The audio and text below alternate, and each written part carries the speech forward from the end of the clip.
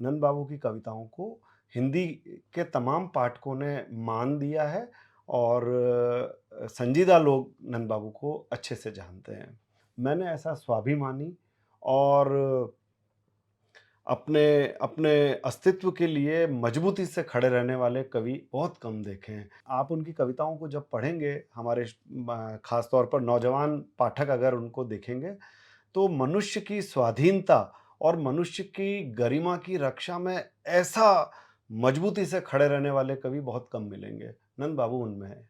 नंद बाबू उस पीढ़ी के रचनाकार थे जो ये ज़रूरी काम मानते थे कि साहित्यिक रचने के साथ-साथ लेखक को लोक शिक्षक भी होना चाहिए। नंद बाबू जहाँ कहीं भी उनको अवसर मिलता था, जो कोई भी उनसे आग्रह करता था, सबके लिए लिखते थे। लघु पत्रिकाओं के लिए भी लिखते थे और बड़े अखबारों के लिए भी लिखते थे। हिंदू धर्म की कुरीति हो या हिंदू धर्म को लेकर की जाने वाली राजनीति हो, नंद बाबू कहीं डरते नहीं हैं, कहीं समझौता नहीं करते हैं, साफ-साफ कहते हैं, गलत बात को जोर से डाँट कर कहने का हौसला नंद बाबू के गद्य में है। तो एक काम तो नंद बाबू ये करते हैं कि अपने समय के और अपने पूर्वजों की धरोहर को बचाने का काम करते हैं संस्मरणों में। मुझे पूरा विश्वास है कि भविष्य में इतनी चीज़ें और हम इकट्ठी कर लेंगे कि एक किताब और नंद बाबू की बची हुई सामग्री से तैयार हो सकेगी। नंद बाबू आपको ये अधिकार देते थे कि आप उनके साथ बैठकर बात करें और पूरी तरह से उनसे असहमत हों। लेकिन वो बुरा नहीं मानेंगे, वो आपसे बात करेंगे, आपसे बहस करेंगे।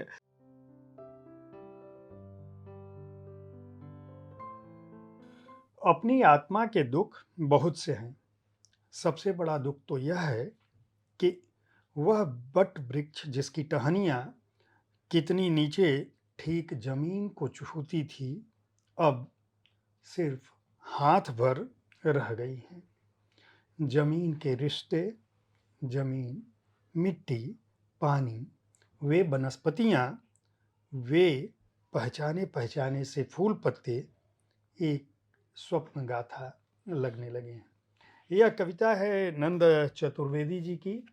नंद चतुर्वेदी रचनावली से मैं जयप्रकाश पांडे साहित्य तक के शब्दरथी कार्यक्रम में यह कविता की पंक्तियां सुना रहा हूँ, जिसका संपादन डॉक्टर पल्लव ने किया है। पल्लव जी, आपका बहुत बहुत स्वागत है।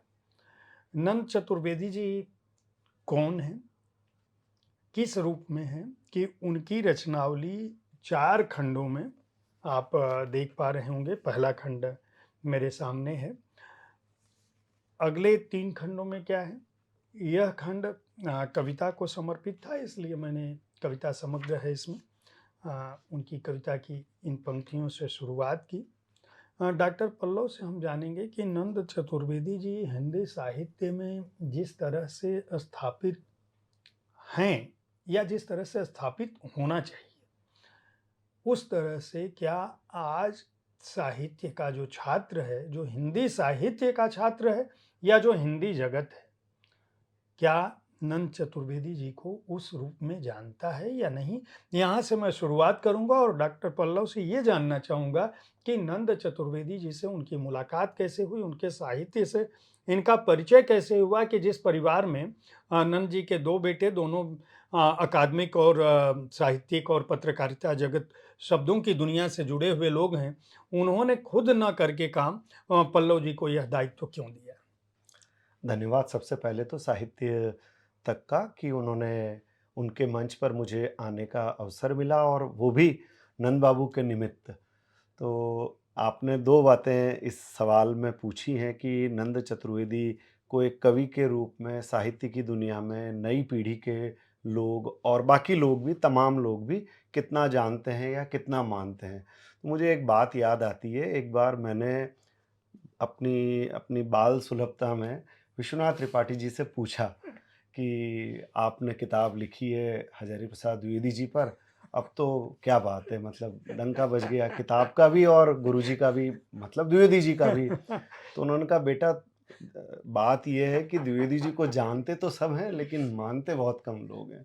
तो मुझे वो बात याद आती है त्रिपाठी जी की, नंद बाबू को भी कवि के रूप में, लेखक के रूप में जानते तो सब हैं।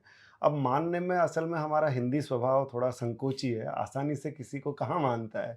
लेकिन इसके बावजूद, इस बात के बावजूद मैं ये जानता हूँ और ये कहने में मुझे कोई संकोच नहीं है कि जो साहित्य के संजीदा पाठक हैं, चाहे वो पटना के पाठक हों, चाहे वो कर्नाटक के पाठक हों, नंद बाबू की कविताओं को हिंदी के तमाम पाठकों ने मान दिया है और संजीदा लोग नंद बाबू को अच्छे से जानते हैं।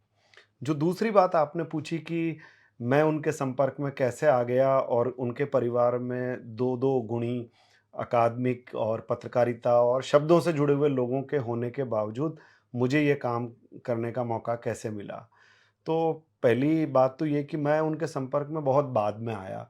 नंद बाबू मुझसे आयु में अगर मैं देखूँ तो वो मेरे नाना या दादा की आयु के व्यक्ति थे। थे ही बल्कि मेरे नाना जी और नंद बाबू समवयस्क थे। मैं चित्तौड़ में था, पढ़ता था। मेरे शिक्षक थे कॉलेज में सदाशिव श्रोत्रिय। सदाशिव श्रोत्रिय जी कविताएँ लिखते थे और बड़े गुणी आदमी थे।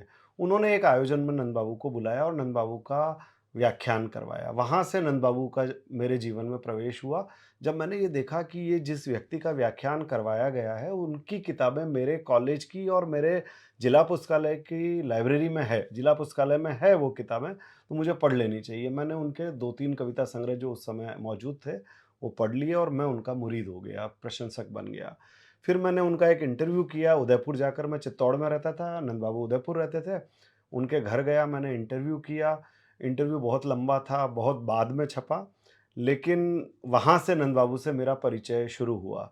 फिर संयोग कहिए, सौभाग्य कहिए कि मैं नौकरी करने के लिए उदयपुर चला गया और वहाँ रहते हुए नंद बाबू से कुछ ऐसा संबंध बना कि उनके घर जाने के लिए, उनसे मिलने के लिए फ़ोन-वोन की ज़रूरत नहीं होती थी। मैं चला जाता था, वो मिल ही जाते थे अक्सर, मिलते थे तो खूब बात होती थी और मैं सौभाग्यशाली हूँ कि उनके समक्ष अनेक उनकी कविताएँ जो उन्होंने तभी-तभी लिखी होती, वो सुनने का भी मौका मिलता, बहुत सारी बातें भी बताते, बहुत सारी बातें उनसे जानने को मिलती। एक बात ज़रूर मैं कहना चाहूँगा हमारे दर्शकों को और आपके मंच के माध्यम से, मैंने ऐसा स्वाभिमानी और अपने अपने अस्तित्व के लिए मजबूती से खड़े रहने वाले कवि बहुत कम देखे हैं। किसी की और आप अगर उनकी कविताएँ पढ़ेंगे, आप तो उनकी कविताओं के पाठक हैं ही, लेकिन आप उनकी कविताओं को जब पढ़ेंगे, हमारे ख़ास तौर पर नौजवान पाठक अगर उनको देखेंगे, तो मनुष्य की स्वाधीनता और मनुष्य की गरिमा की रक्षा में ऐसा मजबूती से खड़े रहने वाले कवि बहुत कम मिलेंगे। नंद बाबू उनमें हैं। क्या बात है! पल्लव जी, एक बात दिमाग में आई मेरे कि नंद जी की रचनावली को जब मैं पढ़ रहा था, आपने इस बात का उल्लेख किया है कि नंद जी उन गिनती के रचनाकारों, लेखकों में हैं जिनका पहली पुस्तक 60 वर्ष की आयु में आई थी। जी, जबकि वो इतने महत्वपूर्ण और प्रतिभाशाली और शब्दों के धनी अ, जो दृष्टि है, विश्व दृष्टि है, जब हम आगे उनके आलेखों पर जाएँगे तो कोई ऐसा विषय नहीं है जिस पर उनकी नज़र ना पड़ी हो और जिस पर उन्होंने लिखा ना हो। आपने उसकी वजह भी कुछ हद तक बताई है और जो बहुत बार मेरे दिमाग में नंद जी जैसे जो बड़े लोग हैं, बड़े साहित्यकार हैं जिनको हमें लगता है कि उतनी प्रमुखता से साहित्य जगत में उनकी चर्चा होनी चाहिए, उनकी रचनाओं पर काम होना चाहिए।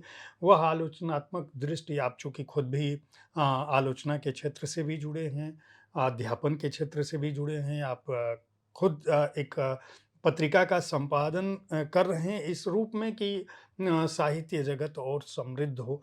लोग जो जन से जुड़े हुए, जन सरोकार की जो बात है वह सामने आए।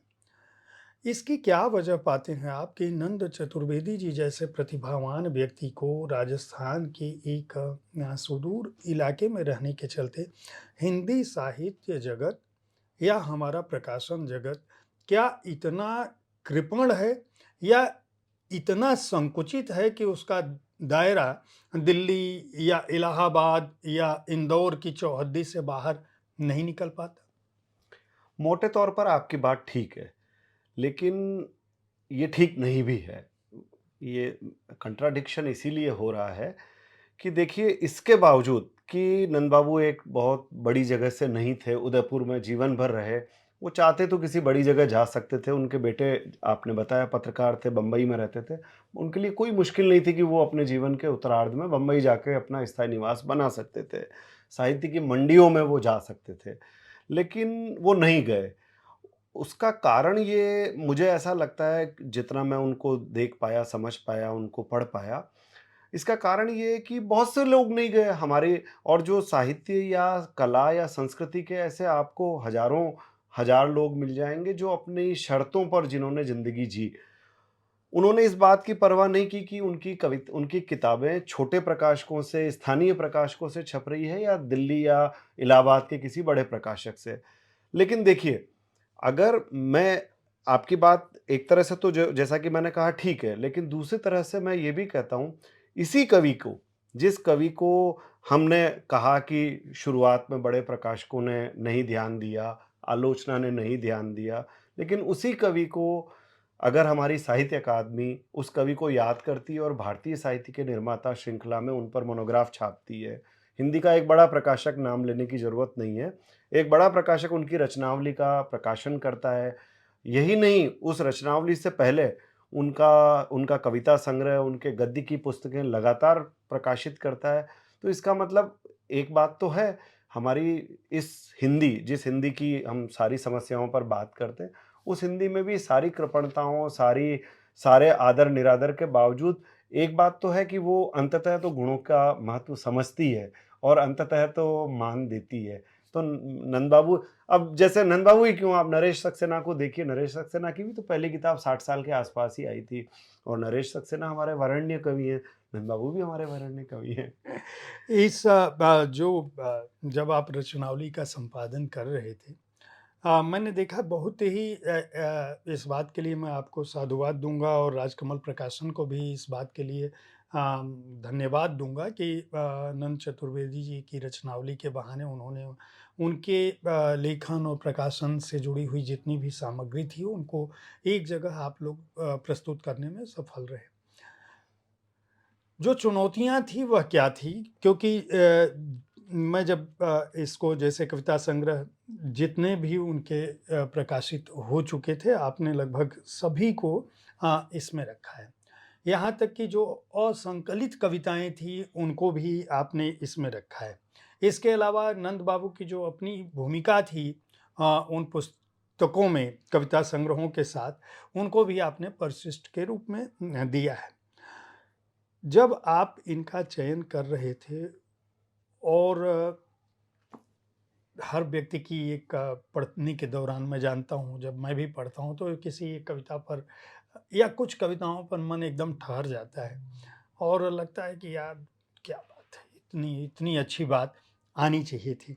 तो जब आप नंद बाबू की रचनावली से, खासकर उनकी कविताओं से गुज़र रहे थे और उनकी खुद की लिखी हुई चीज़ों को, वो उनकी भूमिका को जब उन्होंने अ, अपनी पहले कविता संग्रह की जो भूमिका लिखी, दूसरी को जो लिखा, मैं इसकी परिशिष्ट में पढ़ रहा था, नंद बाबू ने जिस तरह से बातें रखी हैं या जिस तरह से हाशिए पर, मैंने दरअसल जो मेरा पहला सवाल था वो इसीलिए था क्योंकि नंद बाबू ने उन बातों को थोड़ा-सा उनका उल्लेख किया है। जो पूरा का पूरा राजस्थान के इलाके का साहित्य मुख्य धारा में आ सके, हिंदी साहित्य खासकर और हिंदी के लेखक, इसके लिए उन्होंने सप्तकिरण, जिसका आपने उल्लेख भी किया है, वह स्वयं निकाला और संपादित किया था। यानी कहीं न कहीं कुछ न कुछ समस्या थी। आज हम पहचान रहे हैं, अपने बड़े कवियों को पहचान रहे हैं, मुक्तिबोध जी के साथ भी ऐसा हुआ रहा, बहुत सारे कवियों के साथ, हमारे लेखन जगत के साथ होता रहा है। सोशल मीडिया का दौर तो था नहीं कि अभी कोई भी कहीं से कुछ लिख दे और थोड़े समय में चीज़ें वायरल हो जाएँ। तो मैं ये चाहूँगा कि इनमें जब कविता समग्र आप कर रहे थे, तो कौन-सी कविताएँ आपको लगी कि नहीं, ये इन कविताओं की चर्चा बार-बार होनी चाहिए, या ये कविताएँ दूसरे जो हमारे समकालीन रचनाकार हैं उनके उनसे कहीं ज़्यादा बेहतर है, जिनको समय से अगर आ गई होती तो शायद इनका अर्थ कुछ और भी होता है? एक बात तो ये मैं आपसे निवेदन करूँ कि नंद बाबू की के अंतिम चरण की कविताएँ, उनके जीवन के उत्तरार्ध की कविताएँ, ज़्यादातर कविताएँ अच्छी जगहों पर छपी। अच्छी जगहों से मेरा आशय है ऐसी ऐसी जगहों पर छपी जहाँ से वो बड़े पाठक वर्ग तक जा सकती थी। जैसे मैं याद करता हूँ, उनकी 2 कविताएँ महाराज और महारानी, ये दोनों जनसत्ता में छपी थी और छपते ही वो चर्चित चर्चा हुई। में आई थी। जी। इसी तरह जिस कविता पर मेरा मन बार-बार जाता है, वो कविता है उनकी शरीर। उनके अंतिम संग्रह जो कि दुर्भाग्य से उनके देहावसान के बाद छपा था, आशा बलवती ये राजन। हाँ। शरीर शीर्षक की जो कविता है, आप अनुमति दें तो जी, जी, मैं अवश्य, उसमें से अवश्य। कुछ नहीं, अंश नहीं, मैं सुनाऊँगा। चाहूँगा एकदम अवश्य और सुनाएँ क्योंकि आशा बलवती हिराजन मैंने उसका शायद उल्लेख भी किया था बुक कैफ़े में और वह निश्चित रूप से बेहद उम्दा जी, संग्रह जी। है। तो शरीर के बारे में जैसा मैं अब आपसे ज़िक्र कर रहा था, नंद बाबू की कविताओं की विशेषताएँ बहुत सारे लोगों ने बताई है, कल्याणमल लोढ़ा से लगाकर माधव हाड़ा तक ने। मोटे तौर पर मैं जिन 2-3 बातों के लिए नंद बाबू की कविताओं को महत्व देना ज़रूरी समझता हूँ, उनमें से पहली बात तो ये है कि देखिए, एक तो ये कि जो जिसको जीवन राग कहते हैं, है ना? आप अगर मैंने नंद बाबू को देखा है, आप अगर उनको देख पाते तो आपको लगता कि हाँ, कवि ऐसा ही हो सकता है। एक बात तो ये। दूसरी बात ये कि भाषा का लालित्य और रस जिसको रस कहते हैं, है ना? उन देखिए वो समाजवादी थे विचारों से, पार्टी में भी रहे और वो जुलूसों में भी गए और उन्होंने नारे भी लगाए और चुनाव भी लड़े और लड़वाए। लेकिन उनकी कविताएँ नारा नहीं है। उनकी कविताओं में आपको उनकी सारी कविताओं में समाजवाद का एक भी नारा नहीं मिलेगा। लेकिन समाजवाद के विचार की अंतरात्मा ज़रूर वहाँ आप देख सकते हैं। दूसरी बात ये कि अपनी देह मनुष्य की देह को लेकर जो जैसा मतलब देह को लेकर जैसी कविताएँ नंद बाबू ने लिखी है और मैंने एक जगह ये बात लिखी भी है, वो मैं कहना चाहता हूँ कि नंद बाबू सच्चे अर्थों में सेक्युलर कवि हैं। सेक्युलर का अर्थ यहाँ धर्मनिरपेक्ष नहीं है, सेक्युलर का अर्थ है सांसारिक। नंद बाबू इतने सांसारिक हैं कि वो अपने अपने आस-पास के उस वंचित आदमी के लिए बार-बार कहते हैं कि ये दुनिया जानने के लिए शरीर को ही जानते हैं हम। उम, परलोक से या दूसरे लोक से कुछ नहीं होता। उसी जी। उसी कविता से मैं एक छोटा-सा अंश आपको नहीं, सुनाऊँगा। आप पूरी कविता ही पढ़ दें। पढ़ दो। तो मैं 2 मिनट का समय लूँगा। जी। शरीर, हमारे घर शरीर की बात कोई नहीं करता था। करता भी था तो उसे पवित्र रखने के लिए। जो साधु बाबा माँगने आता था, कभी-कभी या हमेशा, एक ही कड़ी बार-बार गाकर बहुत बार सुनाता था। क्या तन मांझणा रे एक दिन माटी में मिल जाना।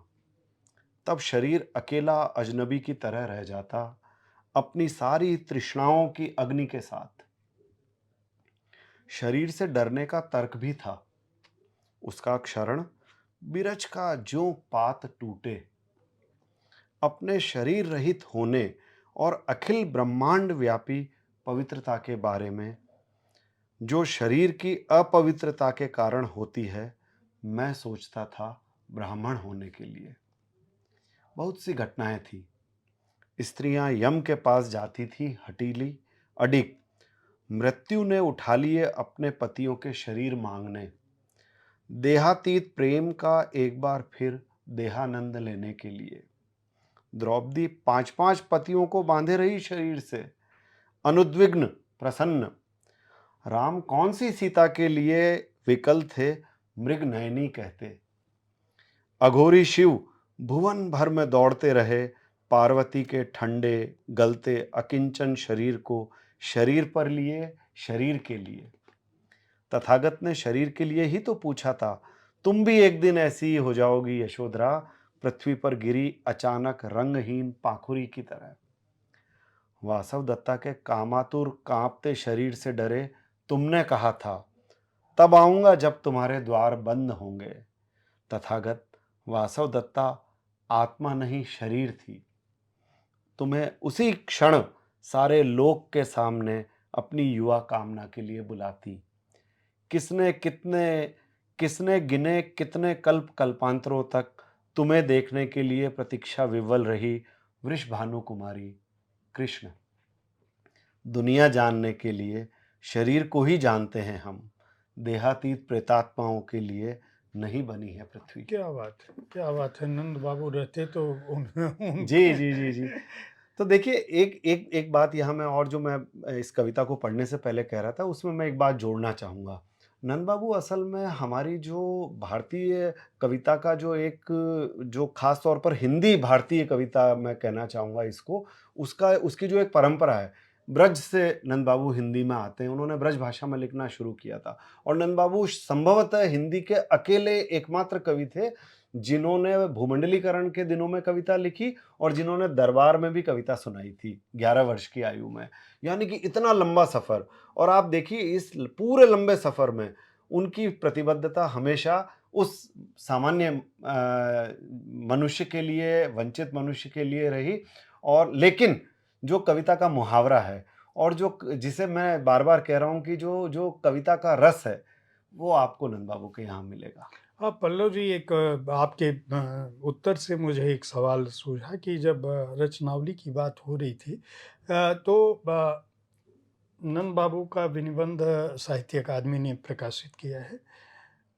आपने एक उल्लेख किया कि दरबार से लेकर भूमंडलीकरण तक नंद बाबू लिख रहे थे, सृजित कर रहे थे और अपने समय को और उस समय में जो मनुष्य का स्वर है, मनुष्यता का स्वर है और जो अभी हमने उनकी कविता को सुना अ, जो देह है और देह से जुड़ा आकर्षण, अनाकर्षण, उसके पीछे का अध्यात्म, हमारे लौकिक जो महापुरुष हैं, उनकी गाथाएँ सब कुछ एक साथ चल रही होती हैं।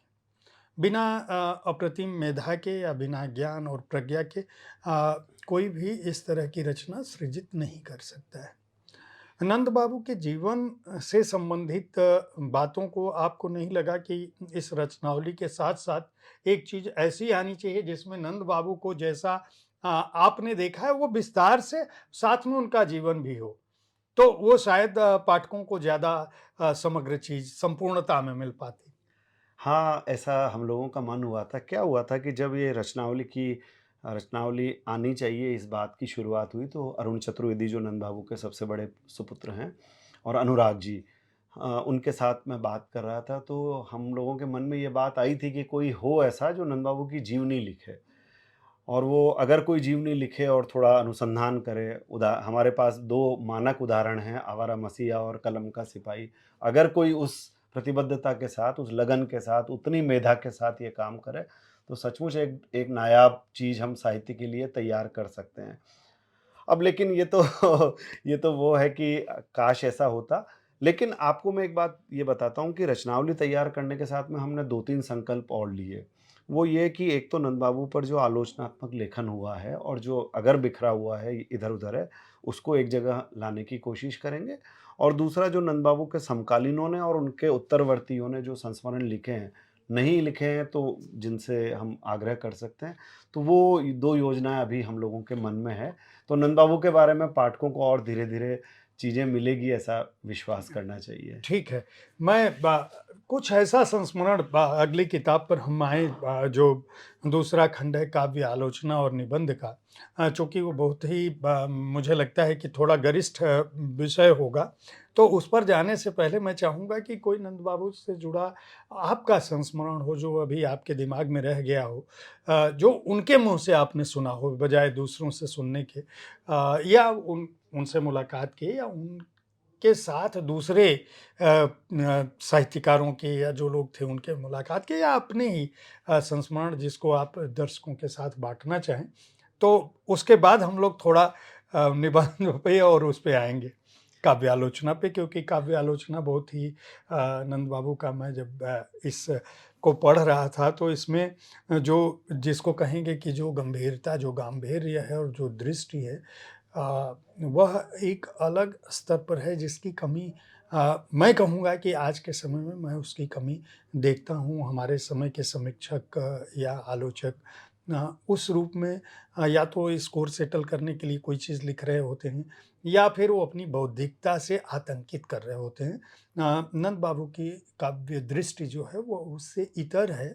वह जिस विषय को लिख रहे होते हैं उस पर ही बात कर रहे होते हैं और कहीं उससे किसी को गिराना, किसी को उठाना जैसा नहीं दिखता है मुझे इसमें। तो एक छोटा-सा किस्सा सुनाऊँगा और इंडिया टुडे से जुड़ा हुआ ही है वो अच्छा। किस्सा। मैंने जैसा आपको बताया कि चित्तौड़ में एक बार सदाशिव श्रोत्री जी के आग्रह पर नंद बाबू आए थे। फिर जब ये मेरे बीए के दिनों की बात है, शायद मैं फर्स्ट ईयर में पढ़ता होऊँगा। फिर जब मैंने बीए कर लिया, एमए भी कर लिया, तो हुआ ये कि हम लोगों को क्या मन हुआ चित्तौड़ में, मेरे दोस्तों का, मेरा, कि हम चित्तौड़ में कुछ साहित्य की गतिविधियाँ करें। हमने एक संस्था बनाई जिसका नाम हमने रखा पाठक मंच। और उसमें हम लोगों ने हम ये करते थे कि किसी किताब पर हम पढ़ लेते सब लोग, बहुत किताब की प्रतियाँ भी नहीं होती थी, 1-2 प्रतियों से ही हम सब लोग पढ़ लेते और फिर हम एक छोटी-सी गोष्ठी करते और उसकी रिपोर्ट अखबारों में भेजते, ये सब हम करते थे। तो ऐसे ही करते-कराते एक बार हम लोगों का मन हुआ कि नंद बाबू उदयपुर में रहते हैं, पास में है, चित्तौड़ से 100 किलोमीटर दूर है, तो नंद बाबू को बुलाया जाए और उनका भाषण करवाया जाए। तो मैंने नंद बाबू को फ़ोन किया, चिट्ठी लिखी, तो नंद बाबू ने को लगा कि पता नहीं ये लड़के क्या करेंगे, तो नंद बाबू ने एक तो मुझे पहली बात तो ये कही कि ऐसा है पल्लव, ₹500 लूँगा मैं। तो अब उस ज़माने में ₹500 बहुत बड़ी रकम नहीं होती थी, बहुत छोटी भी नहीं थी, यानी कि ये बात रही होगी 2000 के आसपास की, 98 से 93, 98 या 2000 के आसपास की। तो मैंने कहा ठीक है नंद बाबू, वो तो हम लोग कर देंगे। तो उन्होंने कहा नहीं, नहीं तुम चिंता मत करो, उसमें मेरा भाड़ा और भाषण सब हो जाएगा। तो न नंद बाबू इतने उदार थे कि हमारे आगरा पर वहाँ से बस में बैठ के उदयपुर से चित्तौड़ आए। मेरे पास उस समय एक मोपेड होती थी, मैं उस पर नंद बाबू को बिठा के ले गया। चित्तौड़ के सैनिक स्कूल में उनका भाषण हुआ। अब जो मज़ेदार बात हुई वो ये हुई कि मुझे शौक था कि आयोजन के बाद में रिपोर्ट बना के मैं यहाँ-वहाँ भेज देता था। तो मैंने इंडिया टुडे को भी भेजी, छोटा-सा फ़ोटो और एक रिपोर्ट। तो शायद उस समय जो भी रहे होंगे, उन्होंने उदारतापूर्वक सप्तरंगिया जो कोई जी, कॉलम जी। एक चलता था इंडिया टुडे में, तो उसमें फ़ोटो और वो रिपोर्ट छापी।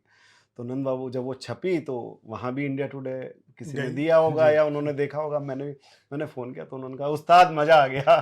तो मतलब हम मेरे सर कहते थे कि नंद बाबू आशुतोष हैं, बड़ी जल्दी प्रसन्न हो जाते हैं और वो शायद वो इसी बात से प्रसन्न हुए होंगे कि इन लड़कों ने वहाँ छोटे से कस्बे में एक कुछ आयोजन किया और उसको देश की इतनी बड़ी मीडिया समूह ने या इतनी बड़ी जगह से उसकी रिपोर्ट आ गई।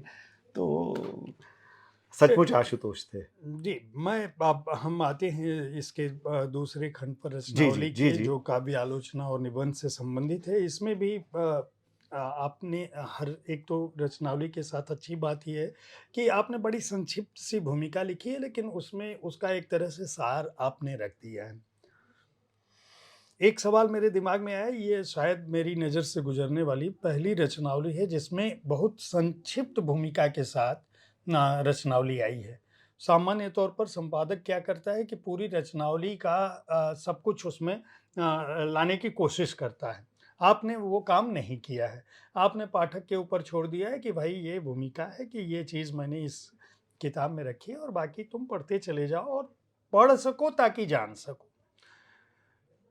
इसमें जो पहला भाग है उसमें साहित्य के बुनियादी सरोकार से बात शुरू होती है और फिर 3 भाग हैं जिसमें कविता का रचनात्मक शिक्षण और कहानी का मर्म है, 2 ये अलग खंड है और फिर तीसरे भाग में स्त्री की जो बात महत्वपूर्ण ढंग से आई है, शिक्षा का जो उसका सरोकार है, धर्म का है, हिंदू धर्म का। ये और असंकलित लेख भी इसके अंदर शामिल किए। जो 2 पुस्तकें हैं जिनसे आपने इनको उन पुस्तकों का अंश तो रखा ही, अलग से भी रखा है कि सब संसार की यायावरी और यह हमारा समय गद्य लेखन का हौसला, ये परिशिष्ट में।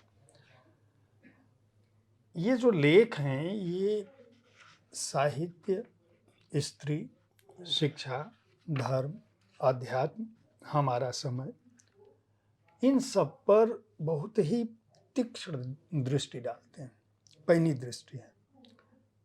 उस समय का हमारा साहित्य जगत का एक साहित्यिक व्यक्ति जो स्वयं बहुत एक बड़ा कवि था, एक बड़ा लेखक था, उसकी दृष्टि अपने समय, अपने समाज, अपनी कुरीतियों, अपनी परंपराओं और वर्तमान पर इतनी पैनी थी कि उसने कोई ऐसा विषय नहीं था जिसको छोड़ा हो लिखने से। दूसरा, जो ब्राह्मणवादी संस्कृति है जिसको आपने बाकायदा स्वयं प्रकाश जी का भी उल्लेख किया है, जो इतिहास दृष्टि थी नंद बाबू की, इस रचनावली का संपादन मुझे लगता है कि करते समय आपको ज़्यादा कठिनाई आई होगी, क्योंकि विषय की विविधता बहुत थी, विशालता बहुत थी। ठीक बात है। एक पहली बात तो ये कि मैं लंबी भूमिकाएँ लिख सकता था, कोई उसमें क्या थोड़े-थोड़े हाँ। कोटेशन और डाल देता। लेकिन देखिए ऐसा है कि किसी को बोर क्यों करना, और आप जानते हैं कि हम लोगों को ये सुनना पड़ता है कि हमारे कारनामों की वजह से पाठक दूर हो रहे हैं, तो कम से कम अपने हाथ से तो कोई ऐसा कारनामा ना हो। दूसरी बात ये कि जो नंद बाबू की आलोचना है, जिस बात की तरफ आपने इशारा किया, वो बिल्कुल ठीक किया कि बड़ी तीक्ष्ण और बड़ी मार्मिक टिप्पणियाँ नंद बाबू करते थे। असल बात क्या है देखिए, जो आपने शुरू में भी ये बात कही थी बातचीत के शुरू में कि स्कोर सेटल करने वाली बात आजकल जैसी हम देखने को मिलते हैं, या पांडित्य प्रदर्शन की।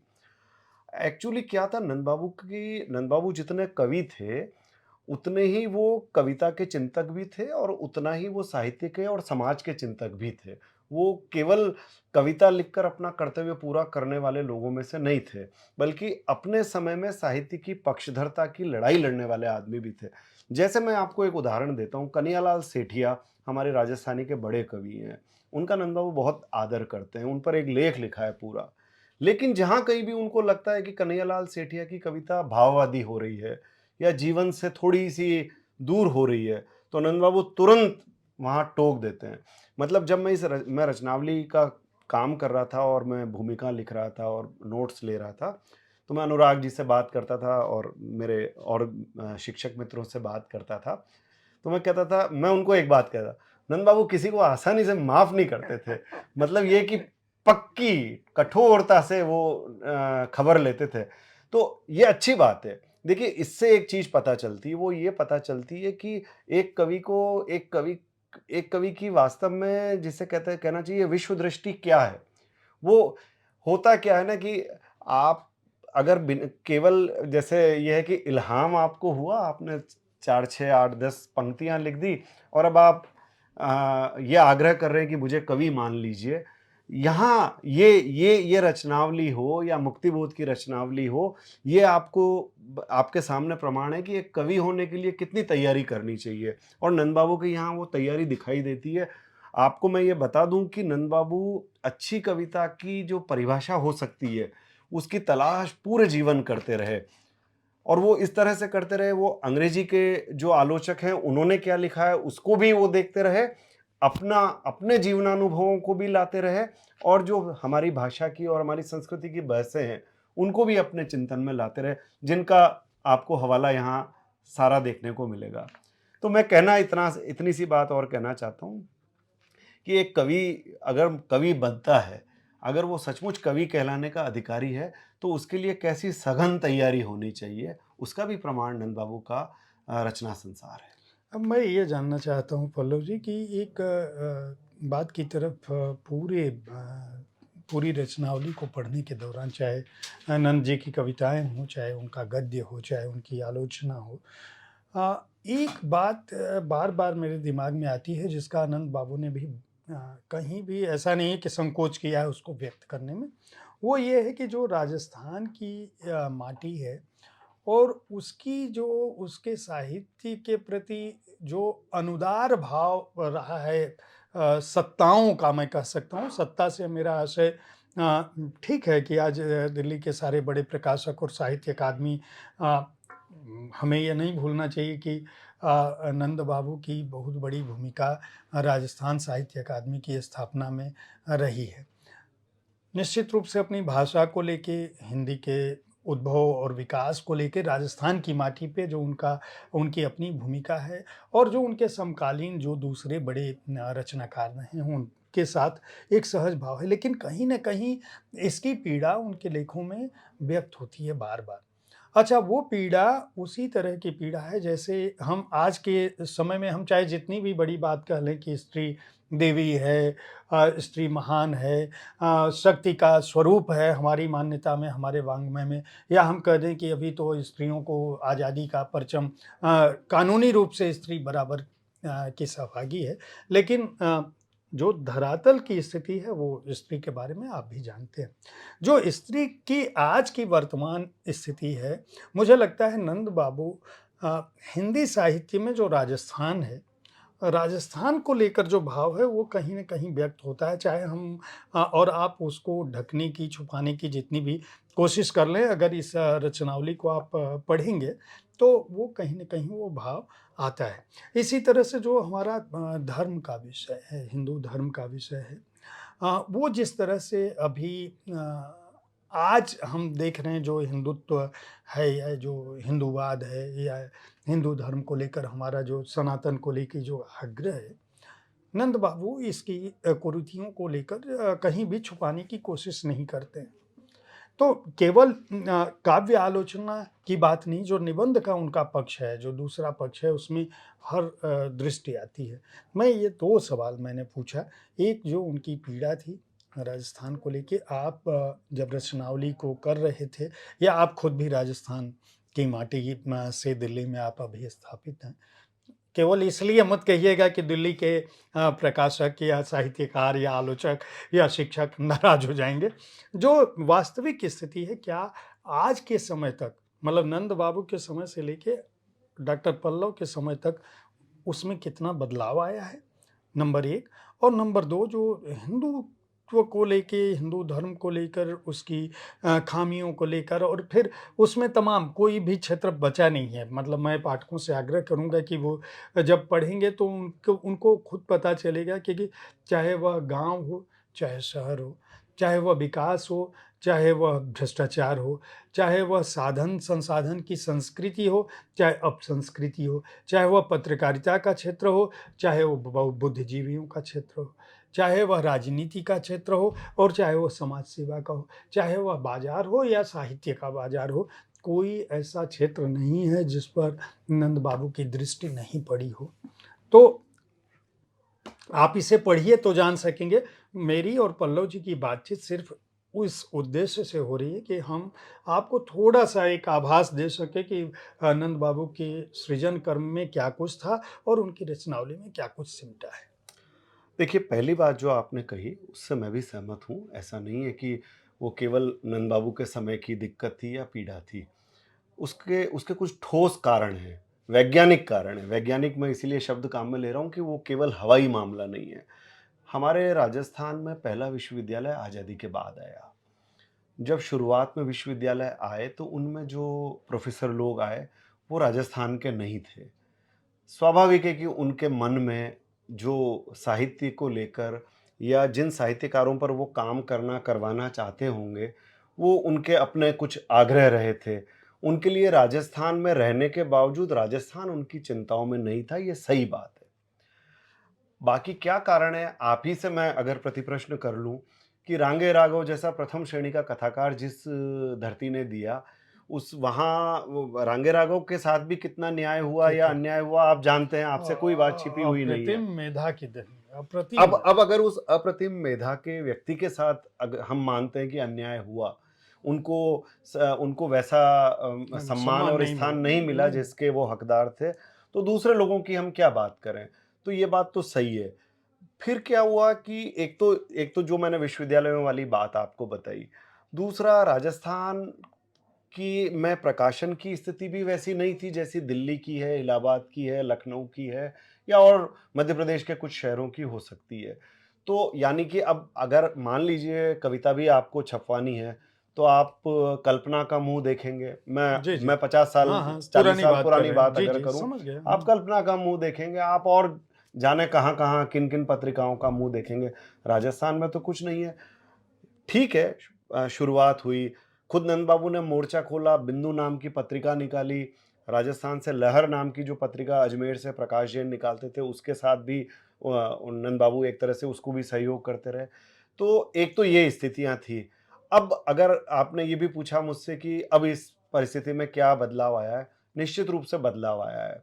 एक तो ये हुआ है कि अब वो उस तरीके से क्षेत्रीय खाँचे रहे ही नहीं, नहीं रहे। है ना? अब मैं नहीं जानता आप किस प्रांत से हैं और कोई जानने की ज़रूरत भी नहीं है, क्योंकि हम अब एक बात तो ये कि हम सब अगर हिंदी भाषी हैं, भारतीय हैं, भारत में नहीं भी रहता है कोई और अगर वो मान लीजिए कनाडा, ऑस्ट्रेलिया में है, हिंदी का रचनाकार है, तो हमारे लिए वो उतना ही आदरणीय है जितना कि दिल्ली या भोपाल में रहने वाला कोई लेखक हो सकता है। जो दूसरी बात आपने कही नंद बाबू के गद्य लेखन के संबंध में, नंद बाबू का के इस रचनावली के दूसरे खंड में 2 तरह का गद्य लेखन है। पहला तो आलोचनात्मक लेखन है, दूसरा वैचारिक लेखन। एक आलोचनात्मक लेखन के बारे में मैं कह चुका हूँ, जो वैचारिक लेखन है, वो एक किताब नंद बाबू की प्रकाशित हुई थी, यह हमारा समय। और यह हमारा समय बहुत लाजवाब निबंधों की किताब है, जिसमें आप, जैसा कि आपने बताया, स्त्री से लेकर बाजार तक तमाम विषयों पर नंद बाबू ने लिखा है। एक बात यहाँ ये मैं कह देना चाहता हूँ, नंद बाबू उस पीढ़ी के रचनाकार थे जो ये ज़रूरी काम मानते थे कि साहित्यिक रचने के साथ-साथ लेखक को लोक शिक्षक भी होना चाहिए। यानी कि आप कैसा समाज बना रहे हैं, ये केवल कविता के भरोसे नहीं छोड़ा जा सकता। और आपको मैं ये भी बता दूं कि उदयपुर के जो नितांत स्थानीय अखबार थे, जिनकी 200-400 कॉपी छपती होगी, वहां से लगाकर जनसत्ता तक, नंद बाबू जहां कहीं भी उनको अवसर मिलता था, जो कोई भी उनसे आग्रह करता था, सबके लिए लिखते थे। लघु पत्रिकाओं के लिए भी लिखते थे और बड़े अखबारों के लिए भी लिखते थे। यानी कि वो इस लेखन को, साहित्यिक लिखने को लोक शिक्षण का भी माध्यम मानते थे। उसका प्रमाण है यह हमारा समय। और आप अगर यह हमारा समय के निबंध पढ़ेंगे, तो आप ये भी पाएँगे कि भले ही ये उन विषयों पर लिखे गए हैं जिनको हम बहुत सामान्य विषय कहते हैं, लेकिन यहाँ जो नंद बाबू जिस तरह का विवेचन करते हैं, और फिर वही बात है, जिस आपने जैसे धर्म की बात की, हिंदू धर्म की कुरीति हो या हिंदू धर्म को लेकर की जाने वाली राजनीति हो, नंद बाबू कहीं डरते नहीं हैं, कहीं समझौता नहीं करते हैं, साफ-साफ कहते हैं, गलत बात को जोर से डाँट कर कहने का हौसला नंद बाबू के गद्य में है। तो मुझे आपसे बातचीत के दौरान एक निबंध पर नज़र पड़ी, सज्जनों का संपत्ति शास्त्र। और इसकी शुरुआत नंद बाबू ऐसे करते हैं कि मैं ये आलेख लिखूं इससे पहले एक किस्सा सुना दूं। और ये किस्सा उनके पिताजी ने उनको सुनाया था। इस किस्से का संबंध एक खूबसूरत स्त्री से था, अजीब खूबसूरत स्त्री। सुंदर स्त्री के साथ कोई अजीब सा हादसा हुआ। शायद इसका कारण ये था कि उसके आगे के बाल उड़ गए थे। ध्यान से देखने पर यह भी नज़र आता था कि उसके पीछे के बाल भी नहीं हैं। कुछ-कुछ आगे और कुछ-कुछ पीछे से गंजी थी, लेकिन वह सुंदर और चंचल थी, इसलिए लोगों का मन मोह लेती थी। अब यहाँ से नंद बाबू ने बात शुरू की है। संयोग से वह स्त्री एक संत को मिल गई और संत ने पूरी विनम्रता से पूछा, "अचरज है माता, तुम्हारे आगे और पीछे दोनों ओर के बाल उड़ गए हैं। क्या आप इसका कारण बता सकेंगी?" युवती खिन्न हो गई, लेकिन उसने कहा कि पहले पीछे के बाल की उड़ने की बात सुनो। दुर्जन लोगों के यहाँ मैं नहीं जाना चाहती, वे मुझे बाल खींच-खींच कर अपने घर ले जाते हैं। लेकिन वह आगे के बाल उड़ जाने का रहस्य जानना चाहता था संत। उसने पूछा, आगे के केस? युवती जरा हंसी और साधु के पास आकर कही, इसका ये कारण तुम हो। तुम्हारे यहाँ आना रहना चाहती हूँ, लेकिन तुम आने नहीं देते। आने के लिए तुम्हारे चरणों में न जाने कब से एक ललाट रगड़ रही हूँ और रगड़ते-रगड़ते सामने के बाल उड़ गए।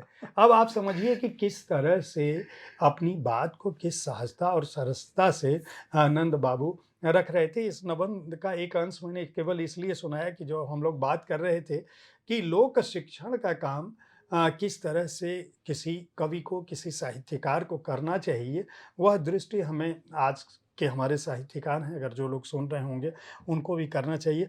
पल्लव जी, अब हम तीसरे अंश पर आते हैं, जो संस्मरण, डायरी, व्याख्यान और पत्र जिनमें आपने संकलित किए हैं।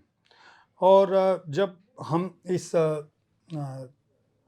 रचनावली के इस खंड पर आते हैं, तो हम ये पाते हैं कि लगभग 50 वर्षों से अधिक का समय इसमें शामिल जी, होता है। जी, जी।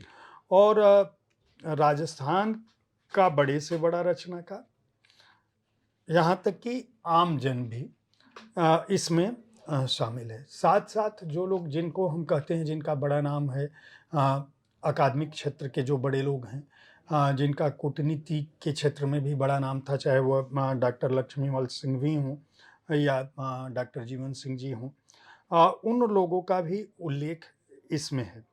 इसके अलावा जो डायरी अंश है, जो छोटे लोगों की गायब होती छोटी दुनिया, हमारी मंजिल समाजवाद जो कहा है, और जिसकी बात चित में आपने कहा कि मूल रूप से समाजवादी न केवल उनकी दृष्टि थी, बल्कि उन्होंने वही जीवन जिया। और समाजवाद का जो मूल स्वर है कि मनुष्य के अंदर समता का भाव हो और हर व्यक्ति को उसका काम्य और प्राप्य मिले, और वो बराबरी का दर्जा हो, कोई ऊपर नहीं है, कोई नीचे नहीं है।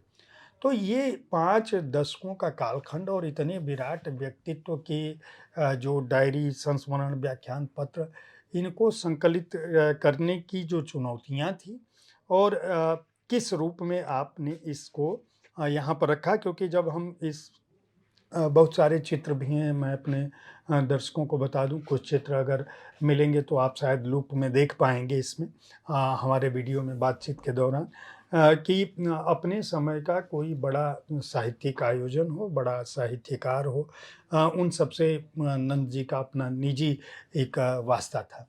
तो स्वाभाविक है कि उनका जीवन जितना विराट था, उनके अनुभव भी उतने विराट। और जब हम इनको पढ़ते जाते हैं तो दुःख, उदासी, उत्साह, आशा, निराशा, जो हमारे आपके जीवन में जो कुछ भी घटता है, जितने मनोभाव, उन मनोभावों से नंद जी भी गुजर रहे थे और उनको बाकायदा लिखा है। आप डायरी खोजते समय आपको ये नहीं लगा कि इतने बड़े व्यक्ति की डायरी को मैं यहाँ पे रख रहा हूँ? देखिए, एक पहले तो डायरी से पहले मैं थोड़ा-सा संस्मरणों पर बात कर लूँ। नंद बाबू के संस्मरणों में 2 तरह के लोग हैं। पहले तो वो लोग जो साहित्य से जुड़े हुए हैं, जिनसे नंद बाबू की अपनी दुनिया भी बनती है और राजस्थान और बल्कि हिंदी की दुनिया भी बनती है। ख़ास बात ये है उनके संस्मरणों में कि नंद बाबू ने उन लोगों पर लिखा जिनको अब लगभग हम भूल चुके हैं। जैसे झालावाड़ के उनके अपने काव्य गुरु हरनाथ जी के बारे में उन्होंने लिखा। हम नहीं जानते हैं उनके हाँ, बारे में, कुछ भी नहीं जानते, अब हिंदी की नई दुनिया नहीं जानती है। लेकिन नंद बाबू ने लिखा और वो मिलेगा आपको। इसी तरह सुधींद्र, जिनको राजस्थान का पहला आधुनिक कवि हम कहते हैं। दुर्भाग्य से राजस्थान साहित्य अकेडमी ने एक उन पर मोनोग्राफ या एक किताब छापी थी। उनके अलावा उनका कहीं कुछ नहीं मिलता। नंद बाबू उनको शिद्दत से याद करते हैं और उन पर लिखते हैं। तो एक काम तो नंद बाबू ये करते हैं कि अपने समय के और अपने पूर्वजों की धरोहर को बचाने का काम करते हैं संस्मरणों में। दूसरा काम उन्होंने ये किया कि समाजवादी आंदोलन से जुड़े हुए जो लोग थे, कार्यकर्ता थे, न जाने कितने-कितने छोटे-छोटे, जो मतलब जो अब हाँ, नाम भी जिनका जिनका कोई लेने वाला लेना नहीं होगा। जैसे हमारे वहाँ के जो आज़ादी समाजवादी आंदोलन से जुड़े हुए लोग आज़ादी के आज़ादी आंदोलन के में भी थे। आंदोलन में। तो उदयपुर के आस-पास एक नरेंद्र पाल सिंह चौधरी थे, नाथद्वारा के रहने वाले स्वतंत्रता सेनानी। उन पर बड़ी, जिसको कहना चाहिए, बड़ी हाँ, मार्मिक। भावनाओं के साथ उन्होंने लिखा। तो राजस्थान के समाजवादी आंदोलन का भी एक तरह से इतिहास नंद बाबू लिख देते हैं। एक जगह उन्होंने एक बात लिखी जिसको मैं दोहरा देता हूँ। उन्होंने लिखा कि बाद में राजस्थान में ये होता गया, शुरू में 75 के आसपास जब पहली बार जनता सरकार राजस्थान में भी आई थी, संयुक्त सरकार आई थी, तो उस वक़्त ये हुआ था कि भैरों सिंह जी शेखावत के नेतृत्व में समाजवादियों ने भी उस सरकार को सपोर्ट किया था, मिले थे, उस सरकार में शामिल हुए थे। नंद बाबू लिखते हैं कि बाद में ये हुआ कि भैरव सिंह जी की राजनीतिक कुशलता से धीरे-धीरे सारे समाजवादी समाप्त हो जाते हैं और उनका पराभव हो जाता है। तो उन्होंने ये आगे वो लिखते हैं कि सही है, छोटे छोटे कुनबे और छोटे खानदानों का इतिहास इसी तरह मिट जाता है। लेकिन नंद बाबू अपने आग्रहों के साथ उन छोटे कुनबे वाले लोगों को भी याद करते हैं। तो ये तो संस्मरणों की बात हुई। डायरी असल में मुझे लगता है नंद बाबू ने शायद शुरू में नहीं लिखी होगी, क्योंकि अगर लिखी होती तो हम लोगों को मिलती मिलती। ज़रूर। ये उनके जीवन के उत्तरार्ध की उत्तरार्ध डायरी की है है। जो कि बहुत बात की है। लेकिन ये डायरी बड़ी रोचक है और सौभाग्य से पूरी डायरी मुझे अनुराग जी ने फ़ोटोकॉपी करवा के दे दी थी, कहीं कुछ छिपाया नहीं। तो उसमें नंद बाबू खूब रोचक और मज़ेदार टिप्पणियाँ करते हैं अपने, बल्कि जो दो नंद बाबू का निधन 2014 की सरकार देखने के बाद हुआ था, मतलब जो बड़ा परिवर्तन हमारे देश में हुआ उसके बाद हुआ था। तो वो उस बड़े परिवर्तन पर भी टिप्पणियाँ करने से पीछे नहीं हटते। तो इसी तरह से व्याख्यान नंद बाबू के वो भी इसमें जहाँ कहीं हम लोगों को मिले। एक बात और कहना चाहता हूँ कि ये पूरा काम करने के दौरान हम लोगों को महसूस होता रहा कि चीज़ें और भी हैं नंद बाबू की, जिनको हम अभी ला तत्काल नहीं सकते हैं। नहीं अभी हम ढूँढ पाए हैं या नहीं सहेज पाए हैं।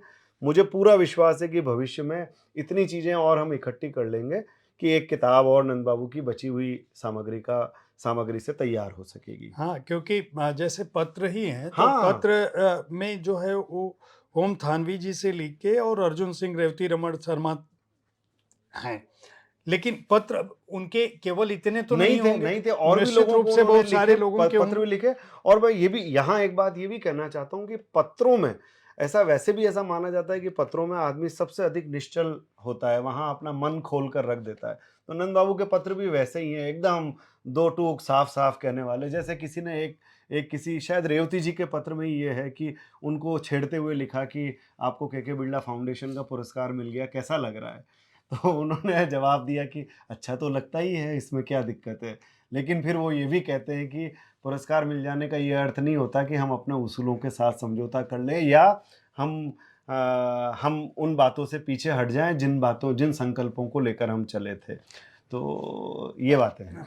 पल्लव जी, एक सवाल मेरा है, नंद बाबू की डायरी से एक छोटा-सा हिस्सा है। मैं चाहूँगा कि मैं इसलिए पढ़ रहा हूँ क्योंकि मेरे लिए ये बड़ा रोचक है और बहुत सारे मेरे लेखक मित्र, हालाँकि मैं उन सभी को बहुत आत्मीयता से, किसी के प्रति मेरे मन में कोई दुराव नहीं है। सभी जो भी लेखन की दुनिया से जुड़े लोग हैं, साहित्य तक उन्हीं के लिए है, उन्हीं का कार्यक्रम है, तो मेरे लिए वो सभी आदर के पात्र हैं।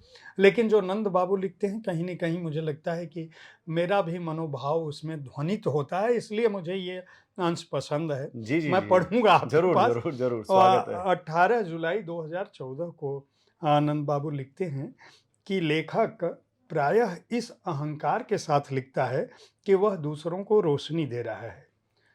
लेखक इस अहंकार के कारण अपना अंधेरा नहीं देख पाता। कोई भी कृति या कविता स्वयं को रोशनी नहीं देती। जो ज्ञान आत्मज्ञान नहीं बनता, वह भटकन ही होता है। कबीर ने एक दोहा लिखा है, पंडित और मसालची दोनों सूझे ताहि, ओरन को करें चानड़ा आप अंधेरे माहि। लेखक ही अपनी कृति का पहला और विवेकपूर्ण आलोचक हो सकता है। शर्त यह है कि वह आत्ममुग्ध न हो। बिल्कुल।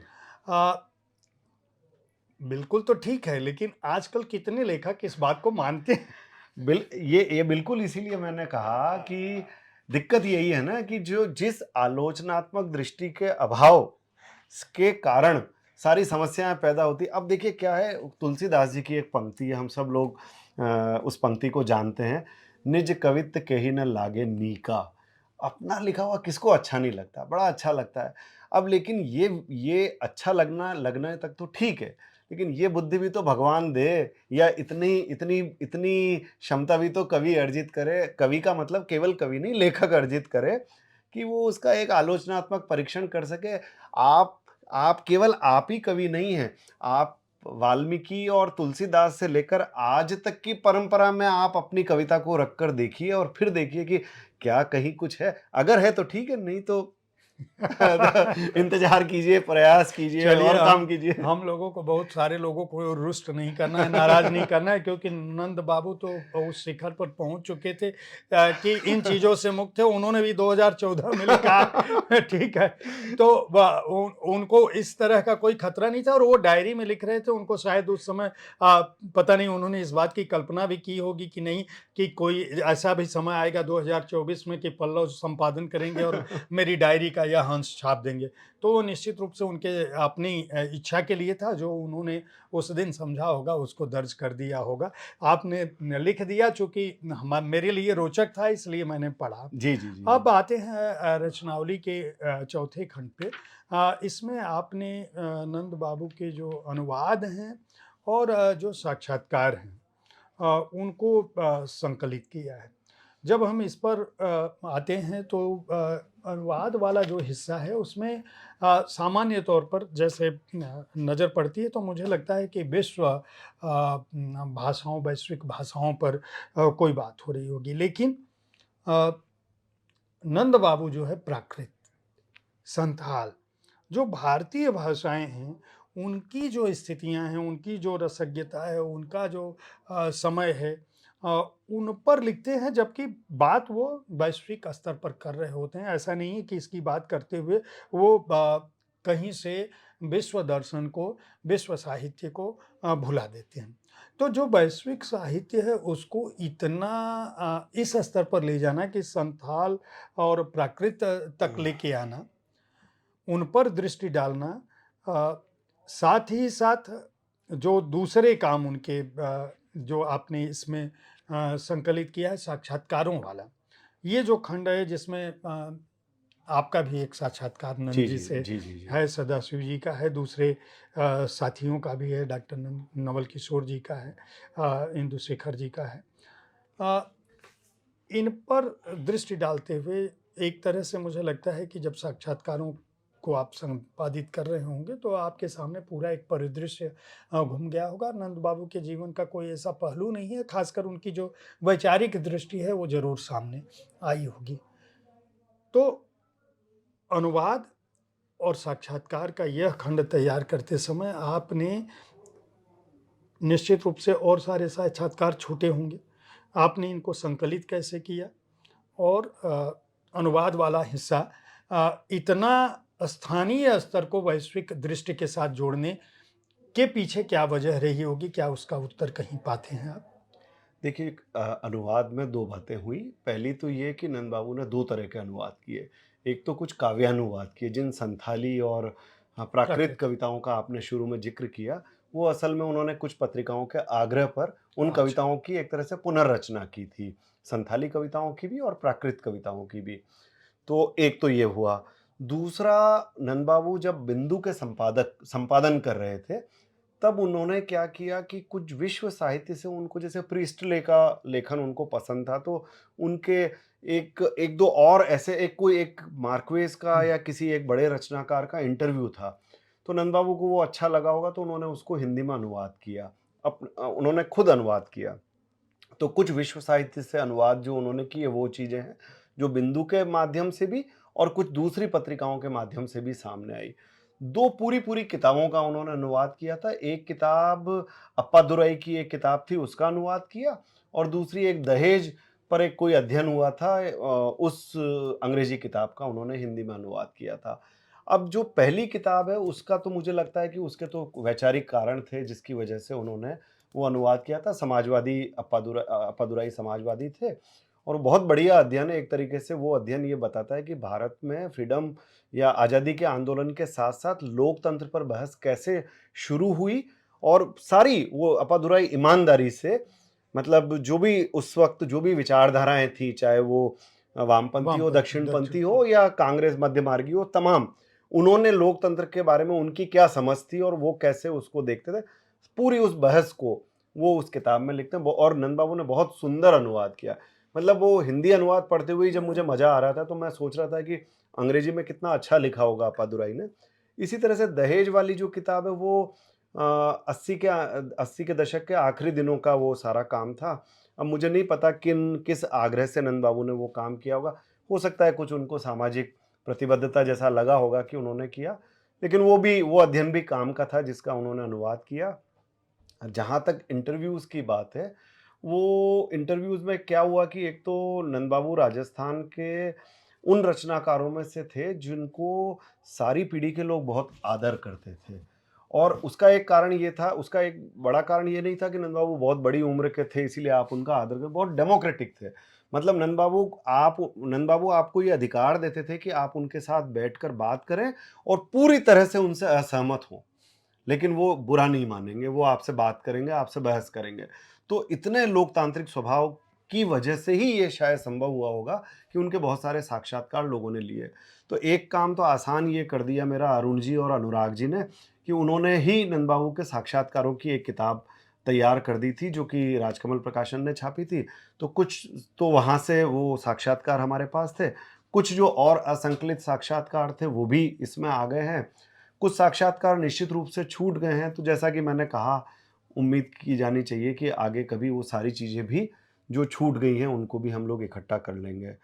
तो मुझे लगता है कि ये जो अनुवाद और साक्षात्कार का मामला है, उसमें और आखिरी बात मैं साक्षात्कारों के संबंध में ये कह दूँ कि साक्षात्कार जो हैं नंद बाबू के, वो इस लिहाज से महत्वपूर्ण हैं कि उनसे न केवल नंद बाबू के अपने जीवन और रचना प्रक्रिया के बारे में हमको महत्वपूर्ण सूत्र मिलते हैं, बल्कि नंद बाबू की जो साहित्यिक दृष्टि है और जो उनका एक तरह से दुनिया के बारे में या समाज के बारे में या साहित्य के बारे में, वो जो भी उनका जो वर्ल्ड व्यू है, वो आपको पता चलता है और वो फिर वही बात है, खरी-खरी कहने वाले वो लाग-लपेट नहीं करते हैं, वो संकोच नहीं करते हैं कि जयप्रकाश जी बुरा मानेंगे या पल्लव सिर पर चढ़ जाएगा, वो सीधी-सीधी बात करेंगे और जहाँ ज़रूरी होगा दरेरा लगाएँगे।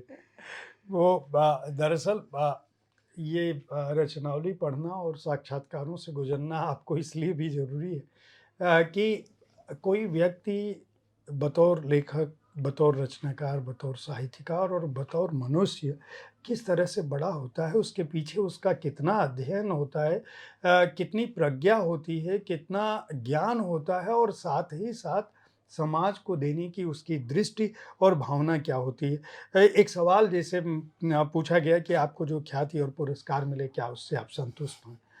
इसका बड़ा सपाट सा उत्तर उन्होंने दिया कि बहुत सारी चीज़ों में एक चीज़ ऐसी भी है जो आपको अच्छी लगती है। यानी उन्होंने पहला उत्तर दिया कि पुरस्कार मिलना किसको अच्छा नहीं लगता, लेकिन उसके साथ-साथ उन्होंने दूसरी पंक्ति में कहा कि तात्कालिकता जो है वह अच्छी लगती है, लेकिन उसका क्रिएटिविटी से कोई संबंध नहीं है, हुँ। सृजनात्मकता पर उसका कोई असर नहीं होता और अगर होता है तो कम से कम मैंने अनुभव नहीं किया।